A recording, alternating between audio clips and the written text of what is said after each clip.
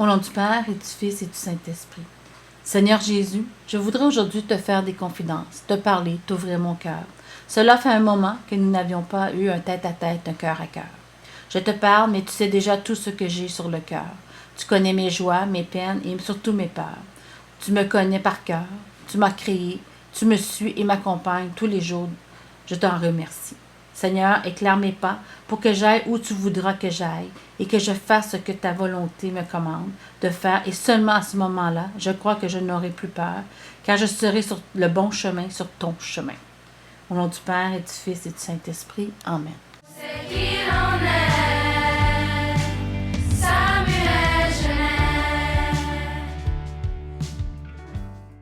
Voici une occasion de vous apprendre au sujet de l'histoire afro-américaine et de nos ancêtres africains.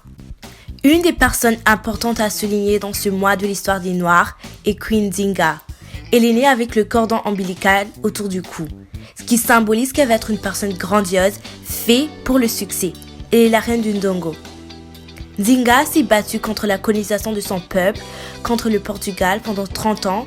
Elle a caché des esclaves dans son pays et elle a personnellement dirigé ses troupes sur le champ de bataille dans ses soixantaines. La reine, c'est la reine Moreni.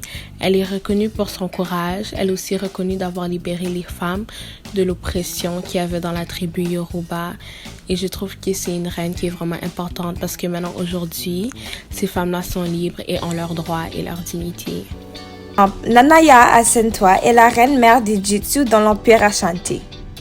Elle est connue comme la femme qui a courageusement combattu le colonialisme britannique. Le dernier discours qu'elle a prononcé au chef, qui était sur le point de sortir de la guerre, a inspiré plusieurs hommes à aller de l'avant et à lutter contre la Britannique pour la libération du royaume.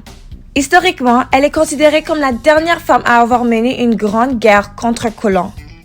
La culture et la philosophie européenne se sont progressivement forgées dans nos têtes au fil du temps. Il est maintenant temps d'inclure d'autres histoires dans nos manuels. Lorsque les élèves apprennent l'histoire des Noirs à l'école, ils apprennent à comprendre différents types de personnes et leur impact dans le monde. Le mois de l'histoire des Noirs est un moyen pour nous de célébrer cette culture et cette histoire. C'est plus qu'une lutte pour les droits fondamentaux. L'histoire des Noirs est puissante.